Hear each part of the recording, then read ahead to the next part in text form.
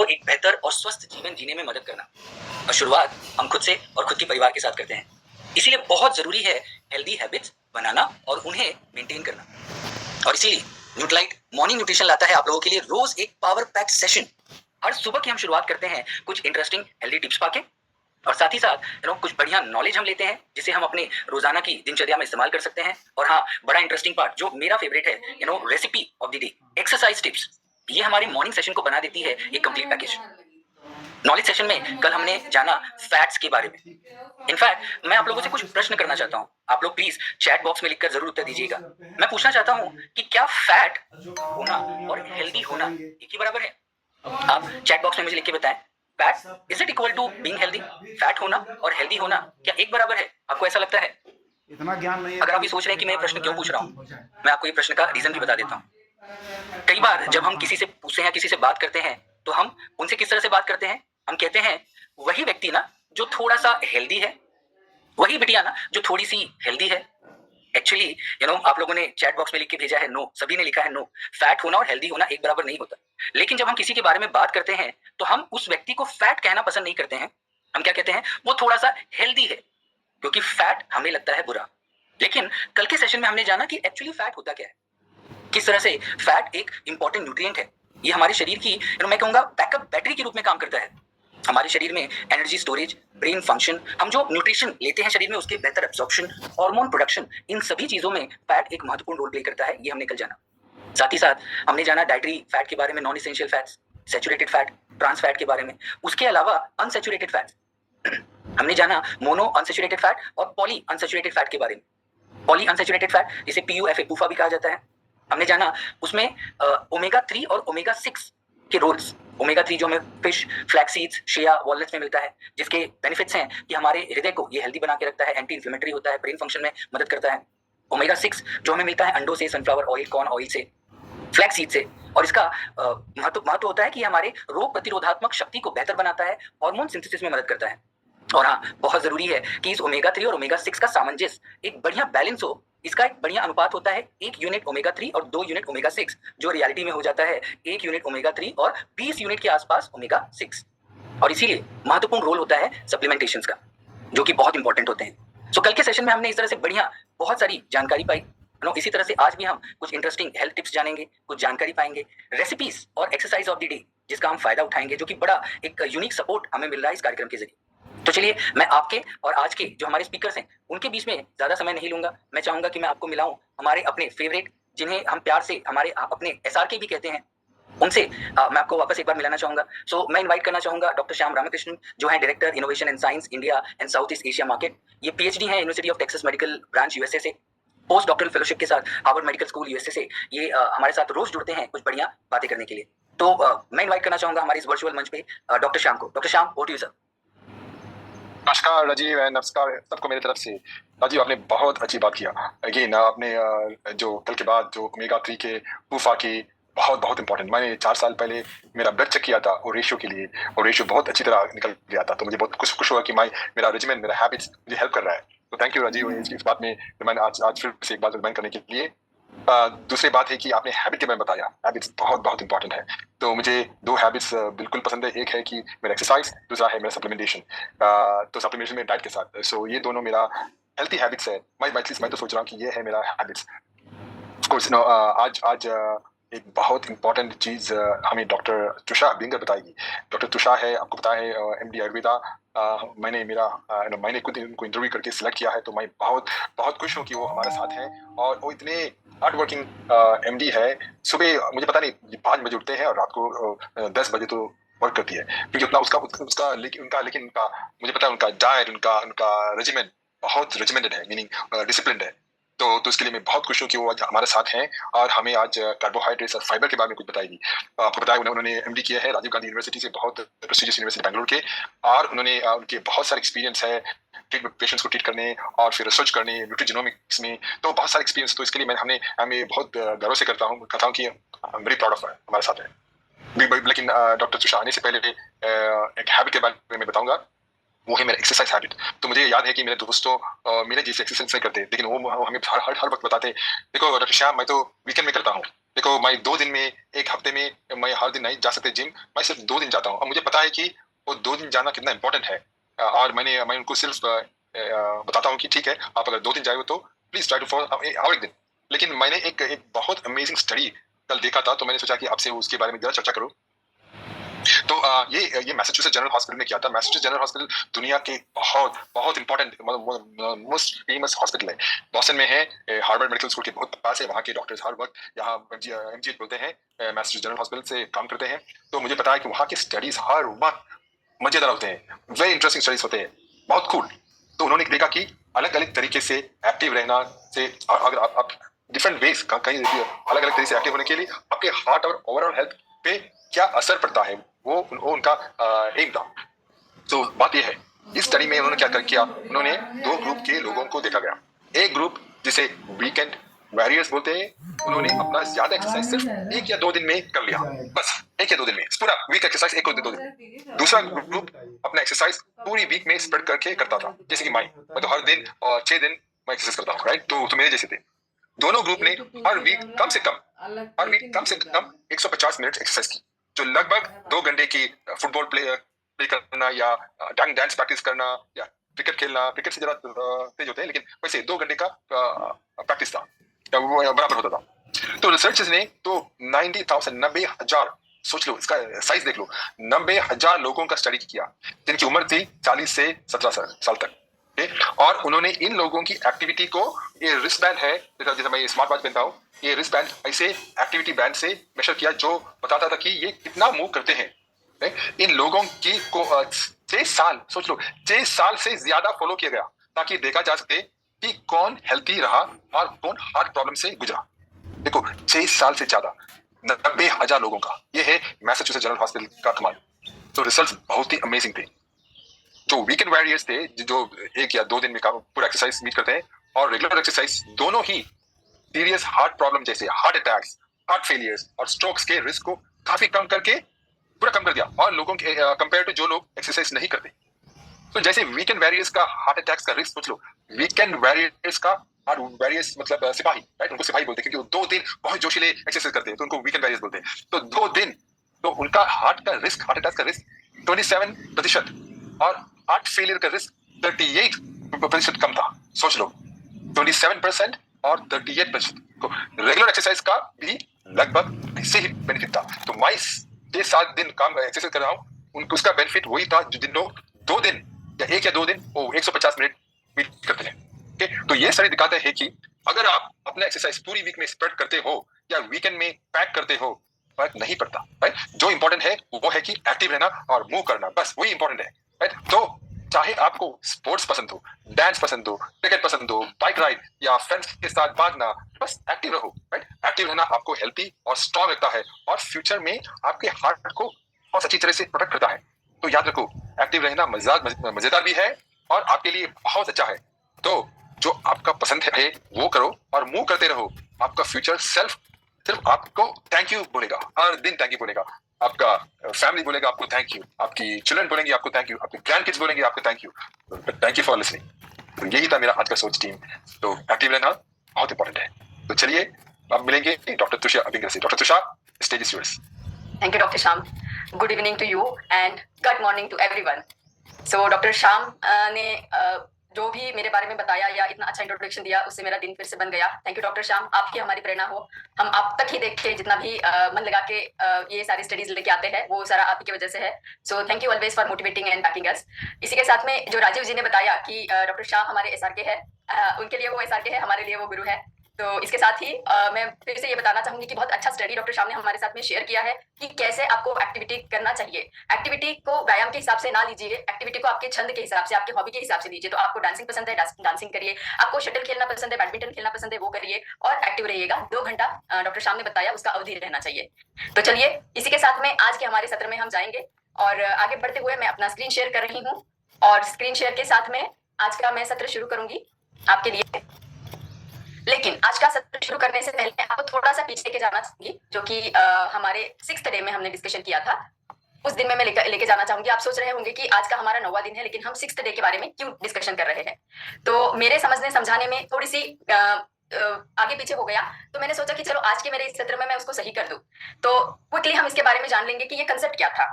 और मैं उन सभी को धन्यवाद करना चाहूंगी जिन्होंने मुझे ध्यान से सुना और ध्यान से सुनते हैं। तो हमारा ये कंसेप्ट था कि हमें रात को ही नींद क्यों आती है और हम सुबह ही क्यों जागते हैं, हमें सुबह ही फ्रेश क्यों लगता है। तो इसके लिए हमने एक उदाहरण दिया था, और वो उदाहरण जो था वो था हमारे बॉडी क्लॉक का, हमारी सिग्नल का, जो पहला मेन हमारा इनर क्लॉक है उसका। तो वो मेन इनर क्लॉक जो है हमारा, वो है हमारा मास्टर क्लॉक, जो है हमारे मस्तिष्क में। मेरा आप कर्सर देख पा रहे होंगे। तो जब रात होती है तो रात के साथ में ही एक निद्रा जनन करने वाला पदार्थ हमारे मस्तिष्क में स्तरित होता है, उसको हम मेलाटोनिन बताते हैं। तो मेलाटोनिन की मात्रा जो है वो रात को बढ़ती जाती है। जैसे जैसे शाम होगी, जैसे जैसे अंधकार बढ़ता जाएगा, जैसे जैसे रात बढ़ती जाएगी, वैसे वैसे मेलाटोनिन भी बढ़ता जाएगा। तो वो निद्रा जनन करता है। तो मेलाटोनिन रात को ज्यादा रहेगा, इसकी वजह से हमें निद्रा आएगी। सुबह जब सूरज की रोशनी आती है तब मेलाटोनिन धीरे धीरे घट जाता है। तो मेलाटोनिन लाइट से सेंसिटिव है। लाइट जैसे जैसे बढ़ता जाएगा मेलाटोनिन घटता जाएगा और हमें एहसास होगा कि सुबह हो गई है, अभी जागना है। ये था नॉर्मल मैकेनिज्म, कैसे हमारा बॉडी क्लॉक नींद के साथ में काम करता है। अब जानेंगे कि कैसे ये जो बॉडी क्लॉक हमारा है, जब हम ब्लू लाइट का उपयोग करते हैं, जैसे स्क्रीन टाइम हमारा बढ़ जाता है, तो इसके ऊपर क्या एक्शन होता है। अभी मेलाटोनिन निद्राजनक है, तो वो रात के समय में जो है, रात के समय में उसको बढ़ना चाहिए और सुबह के समय में घटना चाहिए। अब क्या हो जाता है कि समझ लीजिए रात का समय है और आपने लाइट्स ऑन रखे हैं, स्क्रीन आपका ऑन है, तो क्या हो जाएगा, मेलाटोनिन जो है निद्रा जनन करने वाला, उसको अभी भी ये चेतना मिलती रहेगी कि ये सुबह का टाइम है। तो क्या हो जाएगा, मेलाटोनिन की मात्रा कम हो जाएगी, सप्रेस हो जाएगी। सप्रेस होते होते वो दिन का जैसे एक्टिवनेस रहता है वो वाली फीलिंग हमें देगी और हमारी नींद को उड़ा देगा। तो ये ब्लू लाइट या स्क्रीन का एक्सपोजर रात के समय में हमारी नींद को डिस्टर्ब करेगा, हमारी स्लीप वेक साइकिल को डिस्टर्ब करेगा। तो इसीलिए हमें रात के समय में स्क्रीन का एक्सपोजर को कम करना है। तो ये था एक कंसेप्ट जो मैं आपसे शेयर करना चाह रही थी। तो इसी के साथ में हम शुरू करेंगे हमारा आज का सत्र। और आज का सत्र जो है हमारा वो है कार्बोहाइड्रेट्स। और कार्बोहाइड्रेट्स में हम जानने वाले हैं दो चीजें, कार्बोहाइड्रेट एंड डाइटरी फाइबर, उनका रोल हमारे बॉडी क्लॉक के ऊपर कैसे होता है। तो चलिए शुरू करेंगे। और आज का 9वां दिन है, जैसे राजीव जी ने बताया, और जैसे मैंने बताया कि 21 दिन का तोहफा है आपके लिए। 9 दिन बीतने आ रहे हैं, बहुत जल्दी जल्दी गए हैं, और आज के दिन में भी आपके तोहफे का एक लेयर हट रहा है, और उसमें आज हम बहुत सारी जानकारी लेने वाले हैं। तो हम एक्टिव रहिएगा, चैट बॉक्स को यूज करिएगा, बहुत सारे क्वेश्चन है आपके लिए। तो हम शुरू करते हैं आज का सत्र। पहला सवाल आपके लिए है, कितने लोगों को ये फीलिंग आपने अनुभव किया है कि बहुत हेवी खाना खाया है और खाना खाने के बाद में कार्बोहाइड्रेट रिच खाना खाया है, और पराठा हो गया या बाकी कोई चीज होगी जो हेवी है डाइजेशन के लिए, वो खाने के बाद में नींद आई है आप लोगों को। कितने लोगों ने ये अनुभव किया है कि खाना खाने के थोड़ी देर पहले नींद आती है। और अगर किसी को उसका कारण पता हो तो एक शब्द में अगर आप चैट बॉक्स में लिखेंगे तो हमें अच्छा लगेगा कि खाना खाने के बाद में थोड़ी देर के बाद में बहुत नींद आती है। और वो नींद की इंटेंसिटी जो है वो निर्भर करती है कि किस तरीके का खाना हमने खाया है। तो आंसर आने शुरू हो गए हैं, सब लोग बोल रहे हैं कि यस, हमने सभी ने अनुभव किया है कि नींद आती है। तो चलिए जानते हैं उसके पीछे का साइंटिफिक रीजन क्या है कि क्यों नींद आती है। ठीक है, तो आप समझ लीजिए कि एक खाना है, थाली है, जो बहुत ही रिच है, कार्बोहाइड्रेट से भरा पूरा है, और उसको हमने खाया। अब जब बहुत सारा खाना हमने खाया तो क्या हो जाता है, शरीर के तरफ शरीर को लगता है कि एक बहुत बड़ा काम आया है। तो शरीर जो है अपना सारा ब्लड का फ्लो है, रक्त का अभिसरण जो है वो हमारे स्टमक की तरफ दे देता है, पेट की तरफ दे देता है। जब पेट की तरफ दे देता है तो क्या हो जाता है कि सारा ब्लड फ्लो ब्रेन से कम होते हुए पेट की तरफ ज्यादा चला जाता है। अब ब्रेन जो है, ब्रेन को बहुत ज्यादा मात्रा में ऑक्सीजन की जरूरत रहती है एक्टिव रहने के लिए, अलर्ट रहने के लिए। अब जब ब्रेन में वो ऑक्सीजन और ब्लड की मात्रा धीमी हो गई है, बंद नहीं हुई है, स्लो डाउन हो गई है। स्लो डाउन होते होते क्या हो जाता है, हमें एक थोड़ी सी थकान सी नहीं बोल सकेंगे हम, एक लिथार्जी सी फील होती है, एक डल सा फील होता है, नींद आना शुरू हो जाती है। तो ये कारण है कि क्यों हम लोग जब हेवी खाना खाते हैं तब हमें बहुत नींद आती है। उसको थोड़ा कालावधि लगता है जब ब्लड का फ्लो हमारे पेट की तरफ जाता है। तो इसी के साथ शुरुआत करते हुए हम जानेंगे कि हमारे जो मैक्रोन्यूट्रिएंट है, जो है कार्बोहाइड्रेट, प्रोटीन, फैट, इनका हमारे शरीर के ब्लड ग्लूकोज के ऊपर कैसे परिणाम होता है। तो कार्बोहाइड्रेट को आप देख पा रहे हो जो ग्रीन कलर का है, हमने कार्बोहाइड्रेट से भरा पूरा खाना खाया और खून में चीनी की मात्रा जो है वो एकदम से बढ़ गई है। अब एकदम से बढ़ गई है तो क्या होता है, एकदम से बढ़ गई है, उसका कंपैरिजन अगर हम करेंगे तो प्रोटीन जो है हमें धीमी गति से एनर्जी दे रहा है, और ब्लड में जो ग्लूकोज की मात्रा है उसको धीमी गति से रिलीज कर रहा है, और फैट उससे भी ज्यादा धीमी गति से दे रहा है। तो इससे क्या पता चलता है कि अगर हम कार्बोहाइड्रेट ज्यादा खाते हैं या कार्बोहाइड्रेट रिच खाना खाते हो तो हमारे शरीर में जो शुगर की मात्रा है वो एकदम से बढ़ जाती है, ज्यादा बढ़ जाती है। तो ये अच्छा है कि बुरा है, इसके लिए भी एक आपके लिए सवाल है कि अगर ये अगर हमें पता चलता है तो क्या हमें कार्बोहाइड्रेट्स को अवॉइड करना चाहिए? आपका क्या मत है इसके ऊपर? फटाफट चैट बॉक्स को यूज करिए और बताइए कि अगर कार्बोहाइड्रेट हमारे ब्लड में चीनी की मात्रा को एकदम से बढ़ा देता है तो क्या कार्बोहाइड्रेट को अवॉइड हमें करना है? कार्बोहाइड्रेट लेना बंद करना है? हाँ या ना में आप जवाब दे सकते हैं। तो पलोती जी ने बताया कि नॉट गुड, बैड है हमारे लिए। सपना जी ने भी बताया अवॉइड करना चाहिए, यस बोल रहे हैं सब लोग। बैड है, नहीं लेना चाहिए भी बताया है, एब्सोल्युटली नहीं लेना चाहिए, बैड है। हाँ, त्रिपाठी जी ने बताया कि यस, ओके, कम करना चाहिए। आपके सभी के आंसर बहुत उत्तेजना देने वाले हैं और ये सही बात है कि कार्बोहाइड्रेट अगर है तो हमें उसको क्या पूरी तरीके से बंद करना चाहिए या लिमिट करना चाहिए? चलिए जानेंगे। कार्बोहाइड्रेट को हम पूरी तरीके से लेना बंद नहीं कर सकते हैं। क्यों नहीं बंद कर सकते हैं? क्योंकि ब्रेन जो हमारा सबसे वाइटल ऑर्गन है उसकी डिपेंडेंसी हमारे कार्बोहाइड्रेट के इंटेक के ऊपर रहती है, क्योंकि ब्रेन में जो न्यूरॉन्स है उन न्यूरॉन्स को ज्यादा से ज्यादा कार्बोहाइड्रेट की मतलब ग्लूकोज की रिक्वायरमेंट रहती है अपना फंक्शन को नॉर्मल करने के लिए। तो ऐसा ब्रेन एक ऑर्गन है हमारे शरीर में जो कि कार्बोहाइड्रेट के ऊपर निर्भर है, इसीलिए हम कार्बोहाइड्रेट को पूरी तरीके से बंद नहीं कर सकते हैं। दूसरी बात यह है कि कार्बोहाइड्रेट जो है वो हमको क्विकली एनर्जी भी देता है, तो जब हम थके हुए हैं हमें एकदम एनर्जी चाहिए तो कार्बोहाइड्रेट ही अच्छा उपाय रहेगा। तीसरी बात है कि ये हमारे मैक्रोन्यूट्रिएंट जो हमारे शरीर के लिए 3 इंपॉर्टेंट आधार स्तंभ है उसमें से एक है। पहला है कार्बोहाइड्रेट, दूसरा है प्रोटीन, तीसरा है फैट, तो वो इंपॉर्टेंट है हमारे शरीर के लिए।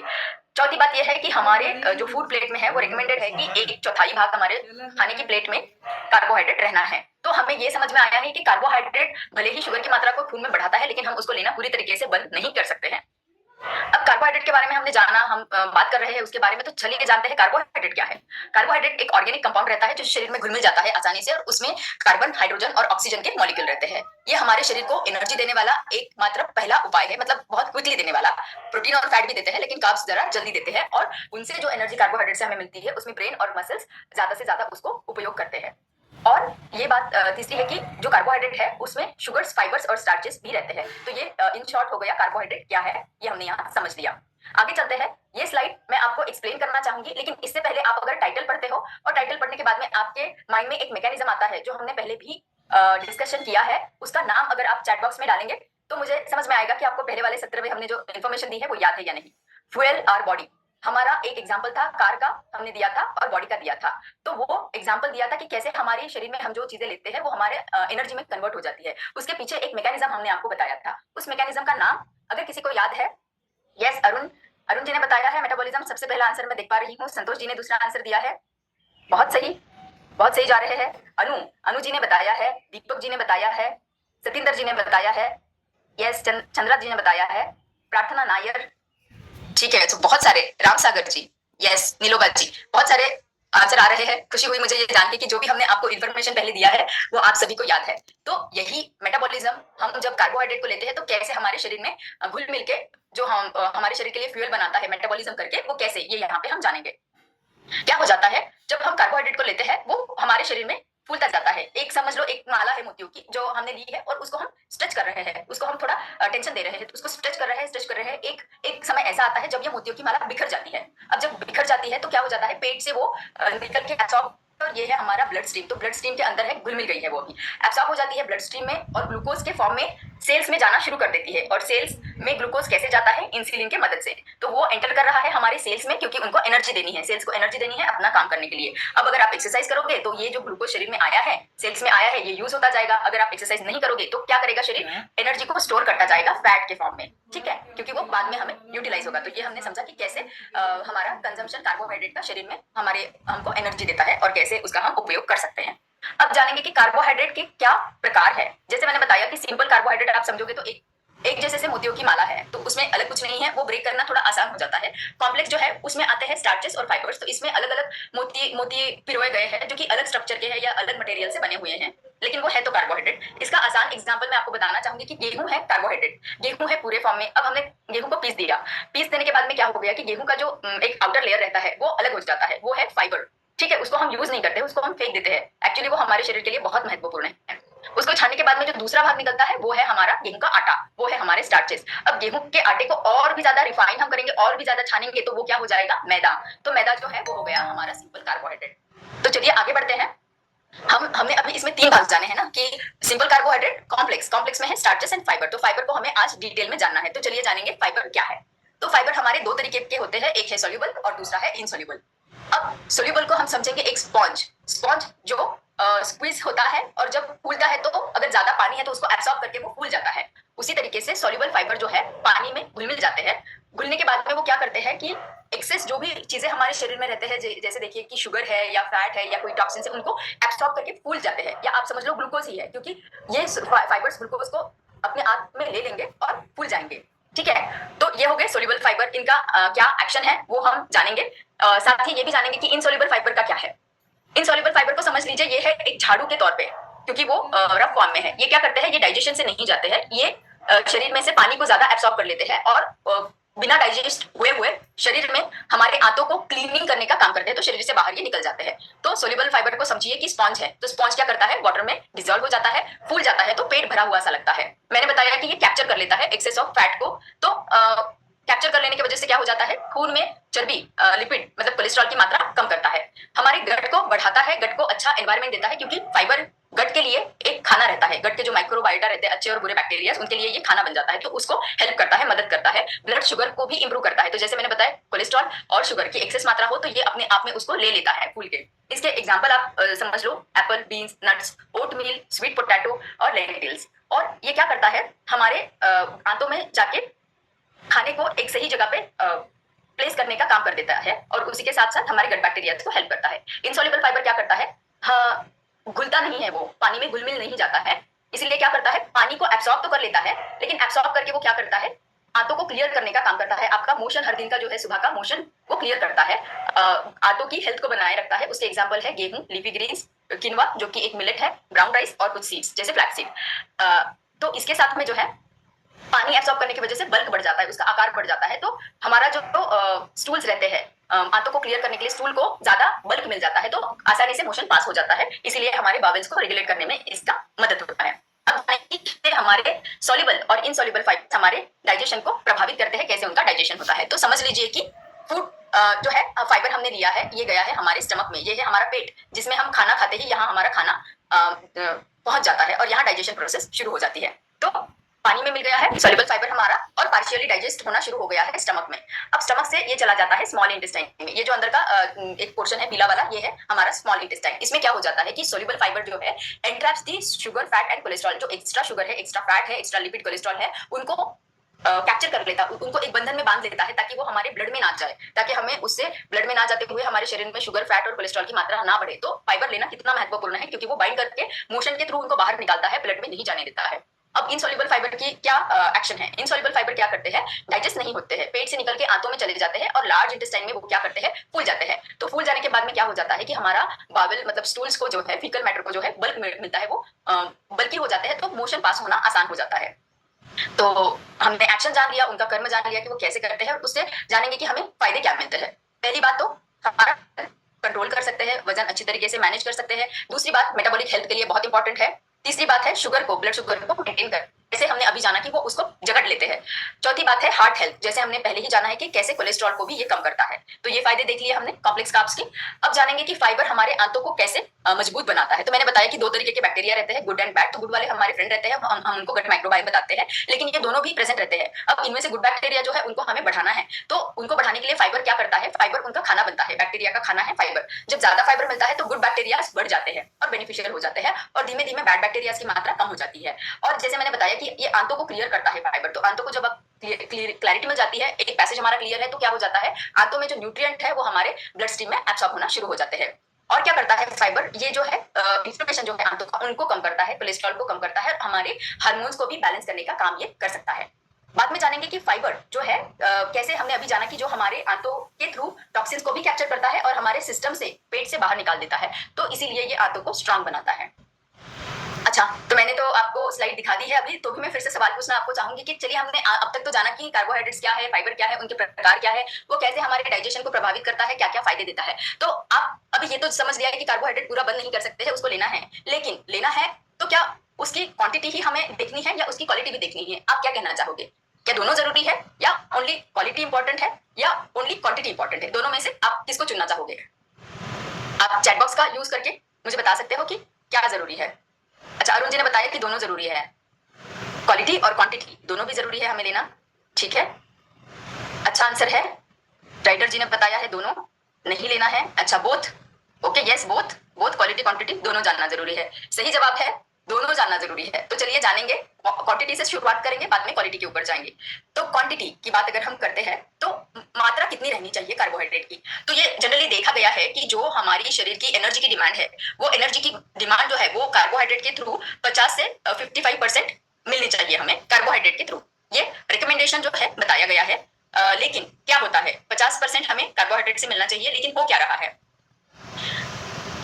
यहाँ पे? ये हो रहा है कि रियलिटी जो हमने अभी देखी है, जो भी हमें रिसर्च पेपर मिले हैं, जो भी संशोधन किए गए हैं, तो ये देखा गया है कि 1/4 कैलोरी इंटेक तो हमारा होल ग्रेन से हो जाता है, और एवरेज इंडियन जो है वो लगभग 47% जो है उनकी टोटल कैलोरीज जो आ जाती है वो होल ग्रेन से आ जाती है। इवन रूरल एरिया में भी 70% बस हम कार्बोहाइड्रेट का भी मतलब जो धान्य है उनका उपयोग करके, जिसमें जो कि कार्बोहाइड्रेट है 70% हम उसी से ले रहे हैं, ठीक है। और हमारा प्रोसेस फूड से भी हम 10% ले रहे हैं। अर्बन जो शहरी विभाग है उसमें तो फास्ट फूड जो रहते हैं प्रोसेस्ड वाले, तो उसमें तो लगभग प्रोसेस फूड से 30% हमें आ रही है, जो कि अगर आप सभी को देखें तो ये रिकमेंडेड जो था उससे बढ़ रहा है। तो हम जितना बताया है उसको नहीं फॉलो कर रहे हैं, लेकिन जो गलत है उसको फॉलो कर रहे हैं। तो ये हो गया कार्बोहाइड्रेट के बारे में। फाइबर के बारे में जानेंगे, कितना फाइबर इंपॉर्टेंट है शरीर के लिए। तो जैसे रिपोर्ट में बताया है कि कैसे रिकमेंडेड है फाइबर की मात्रा पुरुष के लिए। अगर एक्टिविटी आपकी ज्यादा नहीं है तो आपको 30 ग्राम फाइबर लेना है एक दिन में। आपकी एक्टिविटी मॉडरेट है, मध्यम है, तो आपको 40 ग्राम लेना है एक दिन में। आप बहुत एक्टिव हो, बहुत ही हेवीली एक्टिव हो तो आपको 50 ग्राम लेना है। उसी तरीके से महिलाओं में अगर आप एक्टिव नहीं हो तो 25 ग्राम लेना है। मॉडरेटली एक्टिव हो, मध्यम एक्टिविटी है आपकी, तो 30 ग्राम लेना है। ज्यादा एक्टिव हो तो 40 ग्राम लेना है। ये है रिकमेंडेशन। अब हम क्या करते हैं, देखेंगे कि हम इनको फॉलो करते हैं या नहीं।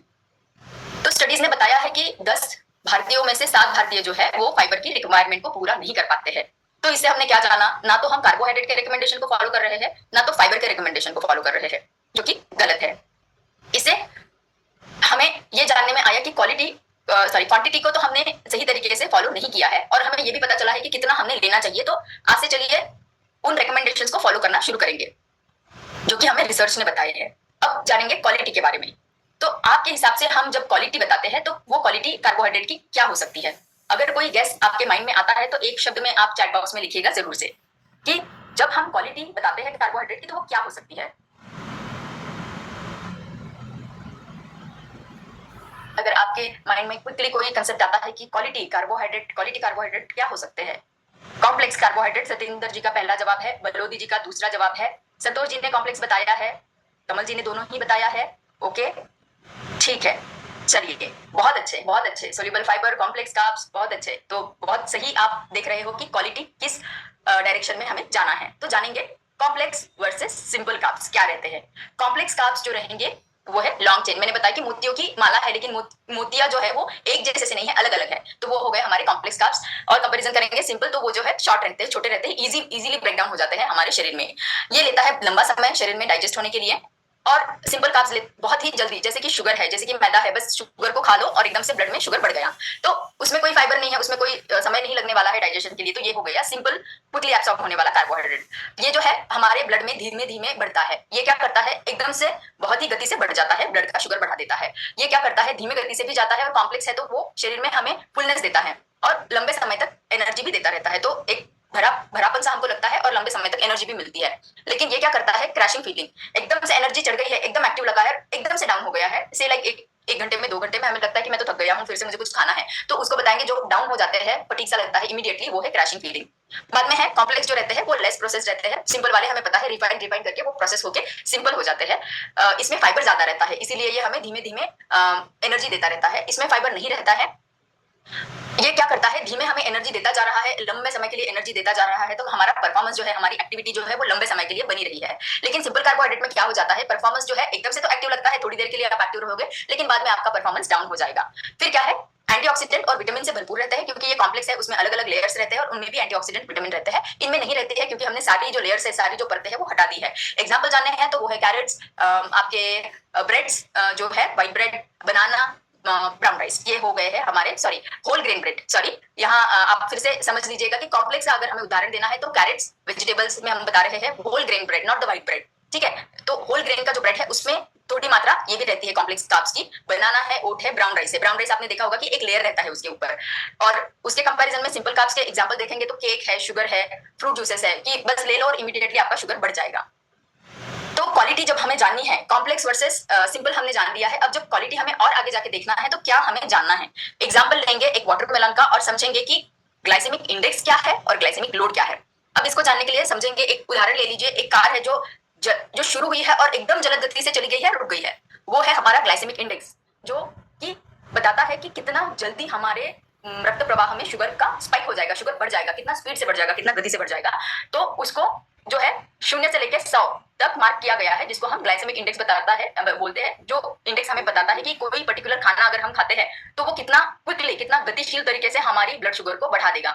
तो जितना ज्यादा ग्लाइसेमिक इंडेक्स रहेगा, जितना हाई रहेगा ग्लाइसेमिक इंडेक्स, 100 हाईएस्ट नंबर है, यहाँ पे हमने 80 दिखाया है, जितना हाई है वो उतना अच्छा नहीं है आपके लिए। तो क्या हो जाता है, वाटरमेलन को, पूरे वाटरमेलन को आप अगर लेते हो तो उसका ग्लाइसेमिक इंडेक्स बहुत ज्यादा है, जो कि 80 है।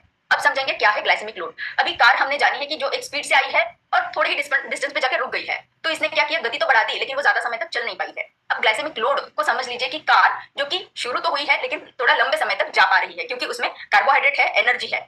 तो ग्लाइसेमिक लोड जो है वो हमें समझ में आता है, ग्लाइसेमिक, ये कैलकुलेशन है ग्लाइसेमिक इंडेक्स का और कार्बोहाइड्रेट की मात्रा का, कि हम जो खाना खा रहे हैं उसमें ग्लाइसेमिक इंडेक्स उसका कितना है, कि वो कितना जल्द हमें शुगर को बढ़ाएगा और कितना दूर तक लेके जाएगा, मतलब कार्बोहाइड्रेट की मात्रा उसमें कितनी है। तो एक पूरा वाटरमेलन का ग्लाइसेमिक इंडेक्स बहुत ज्यादा है, लेकिन जब आप उसको एक पीस में लोगे, उसका बस एक पीस आप लेने वाले हो, तो वो जो सर्विंग है वो बताती है हमें कि उसका ग्लाइसेमिक लोड, मतलब जो शरीर में घुलनशीलता है उसकी, वो कम करते हुए वो जो है थोड़ा लंबे समय तक हमें एनर्जी देता है।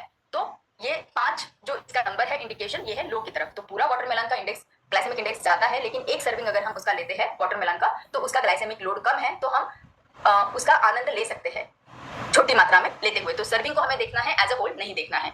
तो चलिए जानते हैं थोड़ा डिटेल तरीके से कि ग्लाइसेमिक इंडेक्स जो है ये मेजर है समझने के लिए कि कितना जल्द गति से हमारे शरीर में, हमारे ब्लड में शुगर की मात्रा बढ़ जाती है। और उसका रेफरेंस जो है, मतलब इसको कोई भी खाने को किसके साथ में कंपेयर किया गया है, तो उसको ग्लूकोज के साथ में कंपेयर किया गया है कि ग्लूकोज का पाउडर अगर हम लेते हैं तो कितना जल्दी हमारा शुगर बढ़ता है खून में, और कोई पर्टिकुलर खाना अगर हम खाते हैं तो वो कितना जल्दी हमारा शुगर को बढ़ा देते हैं। तो जिसमें फाइबर रहेगा वो थोड़ा कम मात्रा में शुगर को बढ़ा देगा। तो ये जो है लो हम समझेंगे 0 से 55 तक, मीडियम ग्लाइसेमिक इंडेक्स है 55 टू 69 तक, 70 से अगर ऊपर है तो वो हाई है।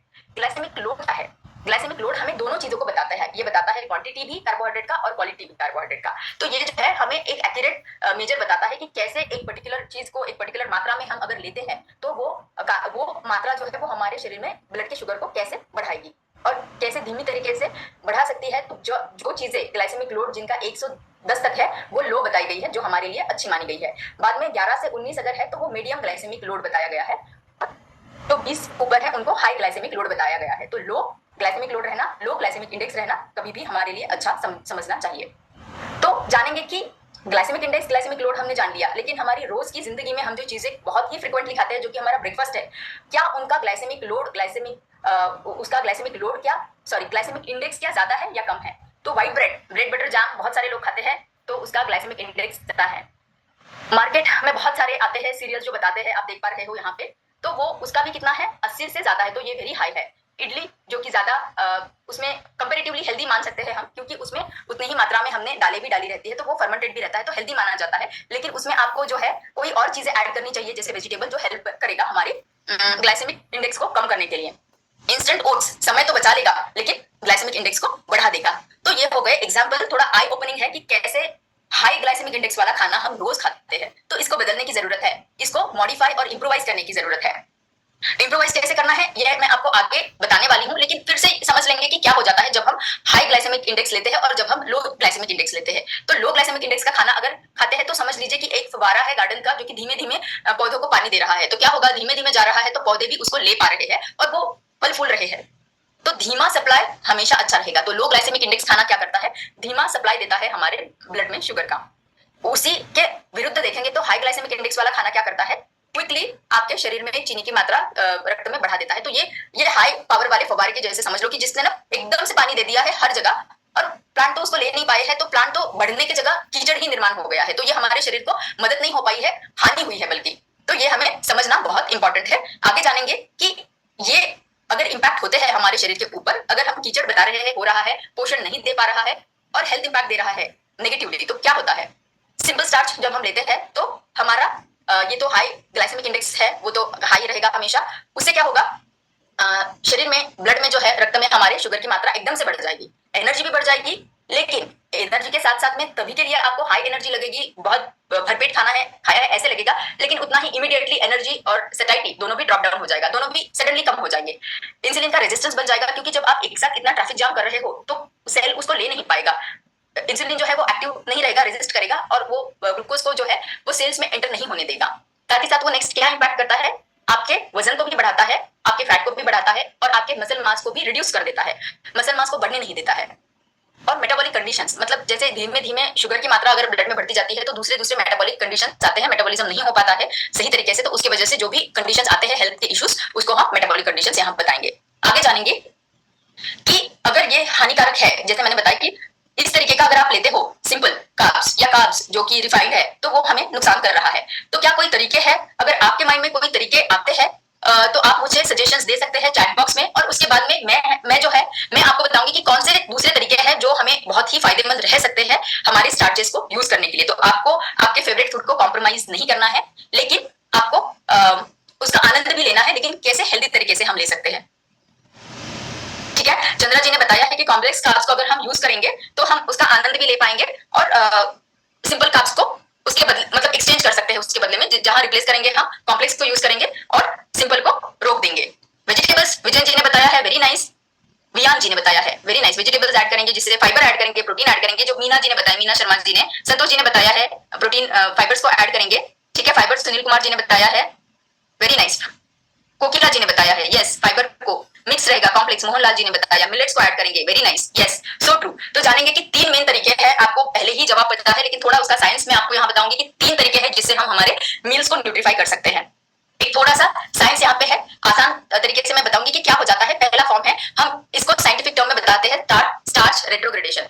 तो स्टार्ची फूड जो है, जैसे हमारा आलू है, हमारा राइस है, हम उसको यूज करेंगे, उसका आनंद लेंगे, लेकिन कैसे? तो उसके पहले जानेंगे कि वो क्या एक्ट करता है जब हम उनको पका रहे हैं। तो आप समझ लो कि आपने आपके राइस को या आपके पोटैटो को पकाया है, तो ये हो गए हीट के साथ में जब स्टार्च के मॉलिक्यूल्स है, ग्रैन्युल्स है, वो उसके साथ में उसका क्या रिएक्शन होता है। तो स्टार्च के जो ग्रैन्युल्स होते हैं, जब हम उनको हीट कर रहे हैं तो वो पानी लेते हैं, ले रहे हैं, एब्सॉर्ब हो रहा है, फूलते जा रहे हैं, तो एक ऐसा स्टेज आता है कुकिंग के टाइम पे कि वो बर्स्ट हो जाते हैं, और बर्स्ट होके क्या हो जाता है, वो जिलेटिनाइज हो जाता है, क्योंकि उसमें से मॉलिक्यूल निकले हैं, और मॉलिक्यूल निकल के जो पानी का अंश था उसको उसने थिक बना दिया है, उसको हम जिलेटिनाइजेशन बताते हैं। बहुत हम सभी को पता है कि जैसे साबूदाना है, बहुत सारे लोगों को साबूदाना पता होगा, जब हम खीर बनाते हैं तो थिक बन जाता है। कैसे थिक बन जाता है? फूलता है, बर्स्ट हो जाता है, और पानी को थिक बनाता है, तो हमको खीर जो है गाढ़ी मिलती है। तो ये है जिलेटिनाइजेशन। अब क्या हो जाता है, जब ये ग्रैन्युल्स पानी को एब्सॉर्ब करते हैं, उसका स्ट्रक्चर चेंज हो जाता है, जिलेटिनाइजेशन हो जाता है। अब जब हम उसको ठंडा करते हैं, ठंडा करने के बाद में क्या होता है, वो फिर से अपने नॉर्मल शेप में नहीं जाते हैं, लेकिन उनका स्ट्रक्चर एक थोड़ा सा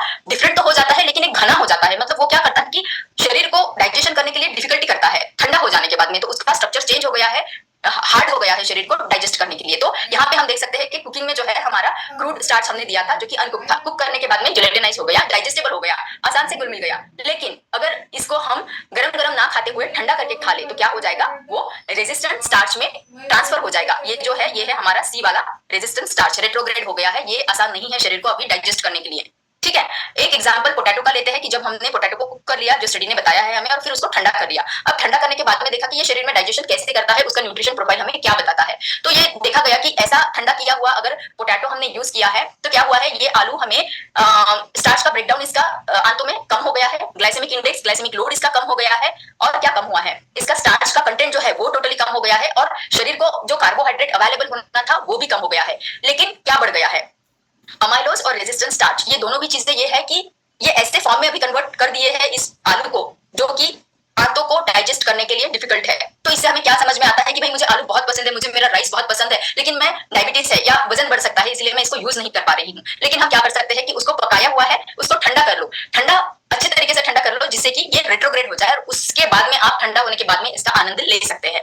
तो ये एक पॉजिटिव हो गया, हमने न्यूट्रिशियस उसको बना दिया है। अभी दूसरा हमारा उपाय है कि कैसे हमारे न्यूट्रिशियस बनाना है, तो फाइबर ऐड करके, जो कि आप लोगों ने जवाब पहले ही मुझे दे दिया है। तो एक क्लिनिकल स्टडी देखी गई है कि कैसे जब फाइबर को ऐड किया गया है खाने में तो वो हेल्पफुल रहा है। तो आप जैसे ये ग्राफ देख पा रहे हो और ये इमेज आप देख पा रहे हो कि पहले तो उन्होंने दिया सिंपल ग्लूकोज, गया है पेट में जाने के बाद में सिंपल ग्लूकोज है, उसमें तो कोई डाइजेशन नहीं चाहिए, वो स्ट्रेट अवे चला गया ब्लड फ्लो में, ये जा रहा है रेड एरोस, ये जा रहे हैं ब्लड फ्लो में।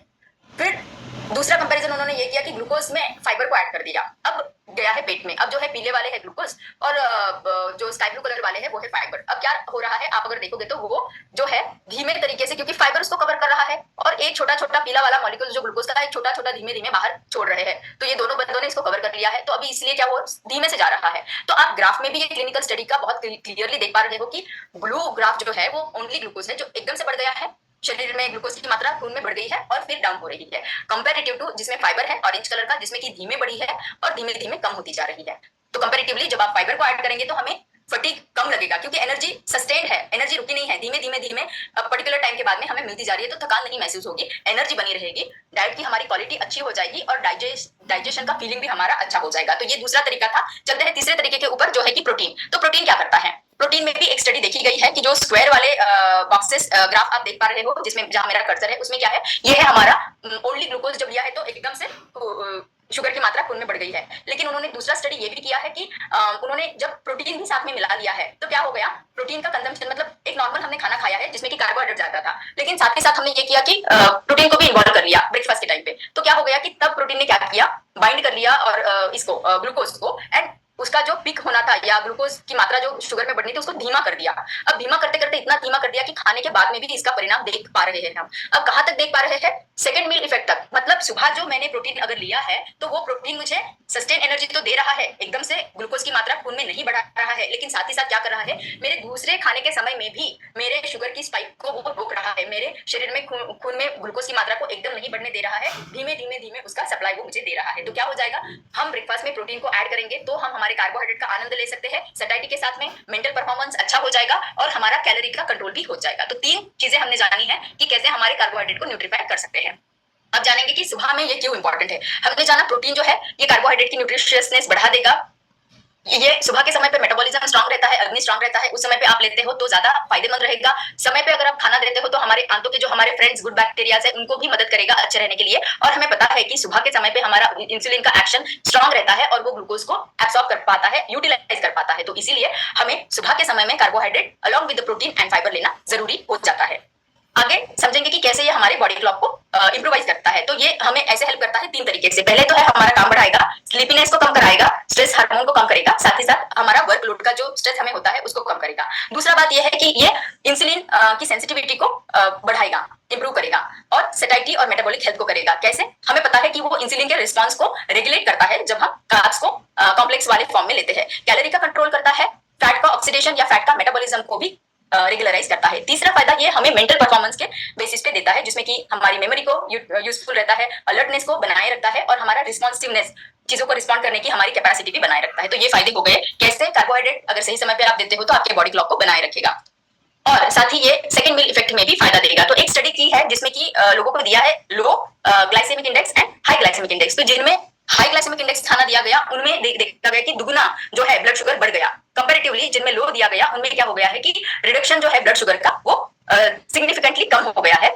साथ ही साथ इसका इफेक्ट हमें दूसरे खाने तक भी मिला है, जिसमें कि आगे के खाने का ब्लड शुगर लेवल जो है वो बना हुआ देखा गया है। कैसे काम किया इसने? इसने ऐसे काम किया कि इसने ब्लड कर दिया, मतलब काट दिया, शुगर का स्पाइक बढ़ने से शुगर ब्लड फ्लो में उसको काट दिया तो वो वहां ब्लड हो गया। दूसरा है स्लो ग्लूकोज रिलीज करना शुरू कर दिया, इससे हमें कांस्टेंट एनर्जी सप्लाई मिलता रहा। कैलोरी का इंटेक जो है उसको भी कंट्रोल कर दिया और भरा पूरापन सा लगने लगा, तो सेटाइटी फुलनेस का फीलिंग जो है वो बनाया रहा हमारा।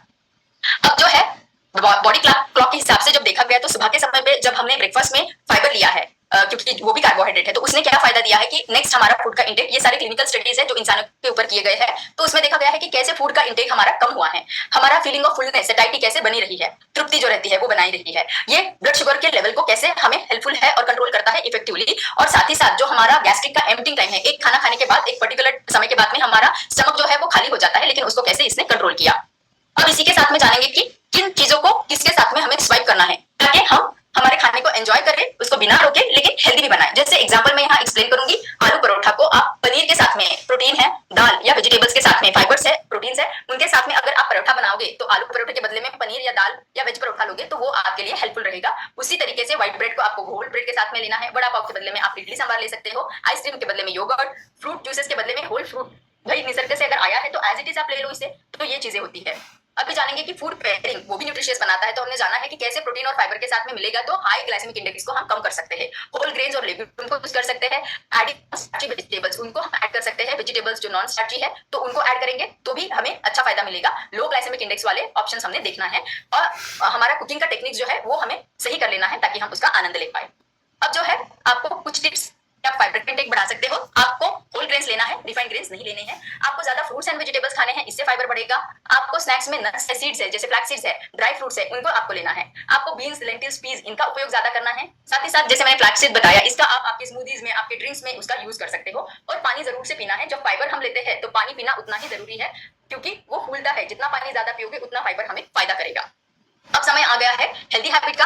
तो आज का हमारा सत्र खत्म होने वाला है, लेकिन आपको ये हैबिट आज ही शुरू करनी है कि कैसे आपको आपका फाइबर रिच ब्रेकफास्ट होना चाहिए कि आपका हेल्दी टोन बना रहे पूरे दिन के लिए। इसके लिए क्या करना है, ये अगर मुझे करना है तो मुझे आज ही प्लानिंग करना पड़ेगा कि मेरा आगे वाला सप्ताह कैसा रहने वाला है। तो आगे वाले सप्ताह के लिए मुझे आज ही देखना पड़ेगा कि मुझे क्या क्या खाने में क्या क्या चीजें जमा करके रखनी है मेरे घर में। तो इसका प्री प्लानिंग रहना बहुत जरूरी है।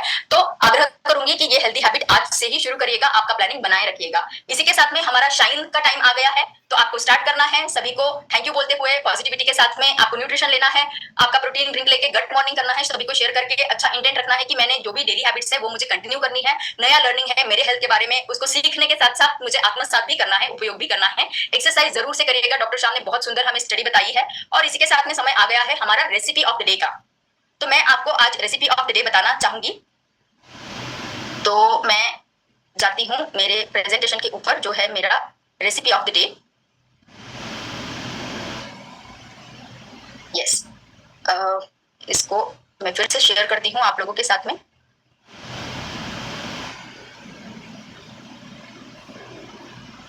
और हम जाने वाले हैं अभी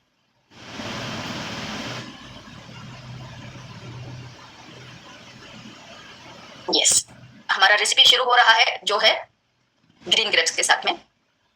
शेयर करूंगी स्क्रीन।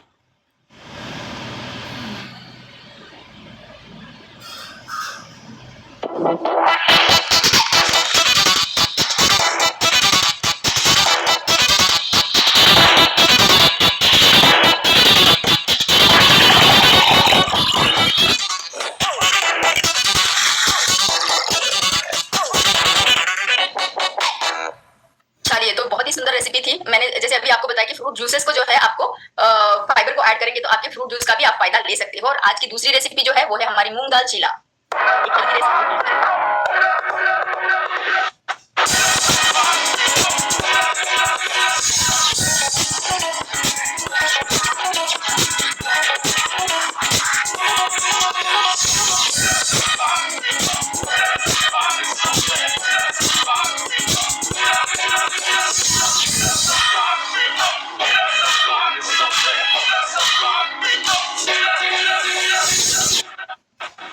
तो हमने जाना कैसे दो रेसिपीज, एक है हमारा ड्रिंक का और एक है हमारा मूंग दाल चिला का, कि इतने सुंदर तरीके से उसको हम यूज कर पाए हैं।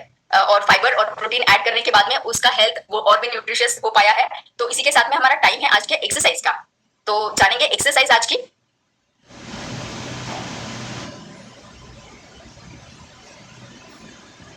मीनल के साथ।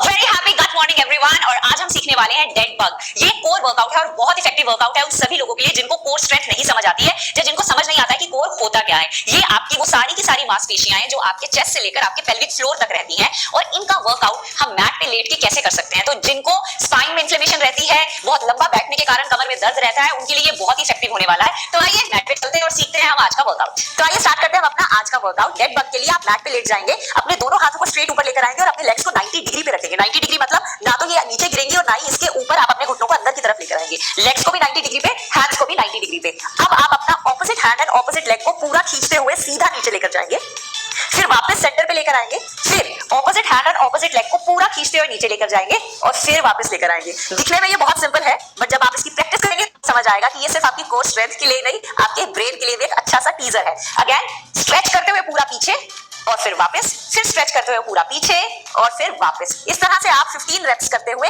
3 सेट करेंगे डेड बग के। अब इसके अंदर आपकी कोर कैसे एंगेज हो रही है। जब आप इस तरह से स्ट्रेच करते हैं तो आपकी कोर मतलब आपकी चेस्ट से लेकर आपकी लोअर पेल्विक मसल्स तक जितनी भी मसल्स है ना, पूरी अच्छे से खिंच रही है। Not just the lower abs, upper abs as well. और इस तरह से जब आप वापस आते हैं और फिर वापस नीचे जाते हैं तो आपके कोर का बहुत ही अमेजिंग वर्कआउट होता है। तो वो सभी के सभी लोग जिनको ये प्रॉब्लम है कि आपका पाउच जो यहाँ पर पोस्ट प्रेगनेंसी या बियर बेली के कारण नहीं जा रहा है, तो ये वर्कआउट बहुत इफेक्टिव होने वाला है। और वो सभी लोग जो हैंड एंड लेग का कोऑर्डिनेशन एकदम से नहीं कर पा रहे हैं या फिर कमर में दर्द के कारण अभी दोनों हाथ और लेग्स को साथ मूव नहीं कर पा रहे हैं, इट्स एब्सोल्युटली ओके। आप अपने हाथ को नीचे छोड़ सकते हैं और सिर्फ लेग की मूवमेंट से इसको स्टार्ट कर सकते हैं। पूरा स्ट्रेच करते हुए नीचे लेकर जाएंगे, वापस ऊपर, स्ट्रेच करते हुए नीचे, वापस ऊपर। ये बहुत ही सिंपल है लेकिन आपकी कोर स्ट्रेंथ के लिए बहुत इफेक्टिव है। For breathing pattern in dead bug, आप सांस को भरते हुए, लंबी गहरी सांस को भरते हुए डेड बग में आएंगे, सांस छोड़ते हुए स्ट्रेच करते हुए बाहर जाएंगे, फिर सांस भरते हुए अंदर, सांस छोड़ते हुए बाहर, सांस भरते हुए अंदर, सांस छोड़ते हुए बाहर, सांस भरते हुए अंदर और सांस छोड़ते हुए बाहर। अगर आपको ये इजी लग रहा है तो एक इंटेंसिटी अप करके हम एक वर्कआउट कर सकते हैं जो है लेग रेजेस। इसमें आप अपने दोनों पाम्स को अपने हिप्स के नीचे रखेंगे, इनफैक्ट अपने लोअर लंबर स्पाइन में, मतलब अपनी रीढ़ की हड्डी जहां पर आपकी एंड होती है ना, टेल बोन, वहां पर सपोर्ट देंगे इस तरह से और उसके बाद लेग रेजेस करेंगे। ये लेग रेजेस बहुत ही सिंपल एक्सरसाइजेस होती है बट कोर स्ट्रेंथ के लिए बहुत इफेक्टिव होती है। आप अपनी दोनों लेग्स को खींच के ऊपर लेकर जाएंगे और खींच के वापस नीचे, फिर ऊपर, फिर नीचे, फिर ऊपर और फिर नीचे। इस तरह से आप लेग रेजेस ऐड कर सकते हैं डेड बग के बाद। और लेग रेजेस के रेप्स तो मिनिमम 50 होने चाहिए और सेट्स होने चाहिए minimum 3। And for the breath work in leg raises, सांस भरते हुए आप वापस आएंगे और सांस छोड़ते हुए आप नीचे जाएंगे। हम हमेशा सांस छोड़ते हुए ही क्यों नीचे जाते हैं या सांस छोड़ते हुए एक्सटर्नल मूवमेंट क्यों करते हैं? क्योंकि जब आप सांस छोड़ते हैं तो आपका कोर अच्छे से एंगेज होता है, मतलब आपने सांस छोड़ दी तो आपकी नाभि अच्छे से सिकुड़ जाती है, आप हवा को बाहर छोड़ देते हैं, तब आपकी कोर पे एक अच्छी ग्रिप आती है। फिर सांस भरते हुए वापस, सांस छोड़ते हुए नीचे, सांस भरते हुए वापस, सांस छोड़ते हुए नीचे, भरते हुए, छोड़ते हुए, भरते हुए।